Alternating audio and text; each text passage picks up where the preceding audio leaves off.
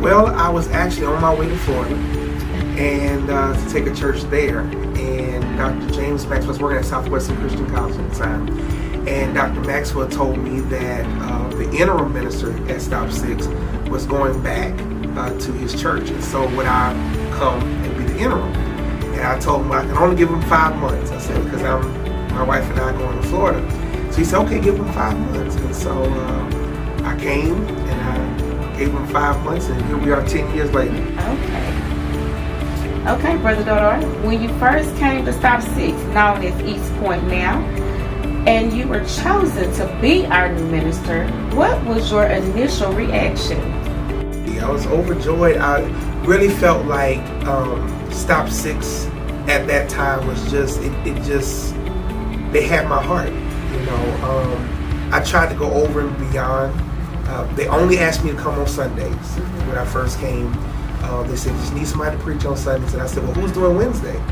And so they said, well, you know, you don't have to come on. So I came on Wednesdays and started teaching on Wednesday and just fell in love with the people. And I'll never forget that I think it was actually Sister Curtis and your mom, I think, were at the hospital visiting somebody. And when I decided to stay, I put my name in the hat to stay, I called Sister Curtis and I said, hey, I think I'm gonna put my name in. I could hear both of them screaming in the hospital. So I think I just had, the people had my heart and I had their heart. And so it was a match made in heaven, I think.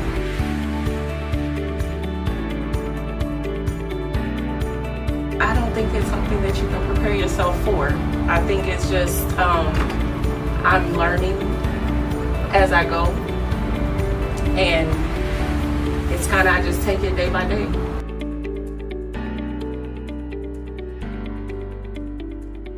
No, I've never been to a place where I said I was done. The only time I felt some type of fatigue was during COVID. And that was when I was like, oh God, this is not fun at all. COVID took the fun out of preaching for me.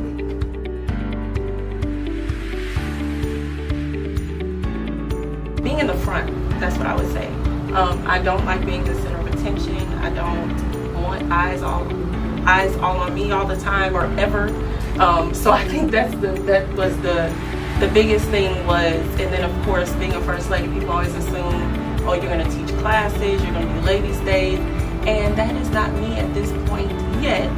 I am getting better, but I think that was and still is my fear. I've been pushed into things that I've had to step out of my comfort zone with. So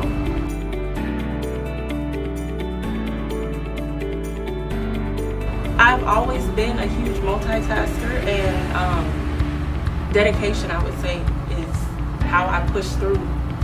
My dedication to my husband, my kids, my spiritual life, my Christianity. I think that I just, times where I do get fatigued, I'm tired most days, if not every day, but I push through out of dedication.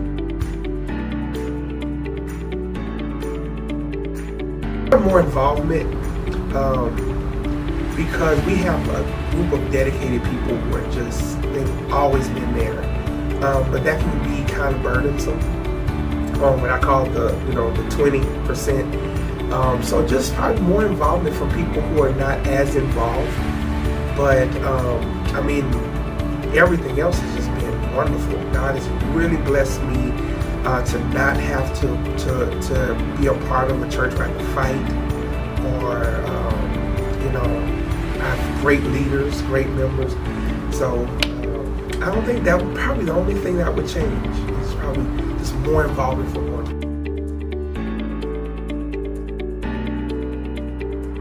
Day by day, I take it day by day, and literally, I have a schedule that I try to keep.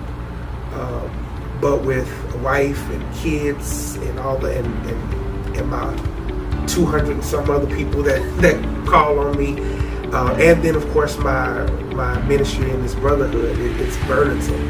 It's a lot. But I just take it day by day. What's coming up tomorrow? What do I need to do in the morning? What do I need to do in the afternoon, the evening? And take it day by day.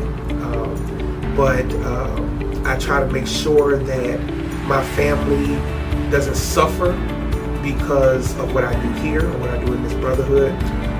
And so I just try my best to be at basketball games and football games and date nights and things like that.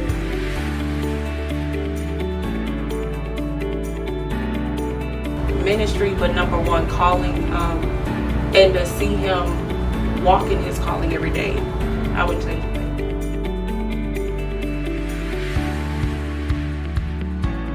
I told him when we first started dating that I always saw myself being a first lady, or at that time I said preacher's wife or deacon's wife, and it was because I felt like what better man can I have raising my boys than somebody of example.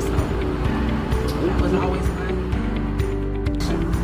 I would like to say thank you so much for loving my husband the way that you do myself and my kids. It's really appreciated, and it does not go unnoticed. East Point, number one, thank you so much for believing in me, for supporting me throughout these 10 years and loving my family. You guys have just been an amazing group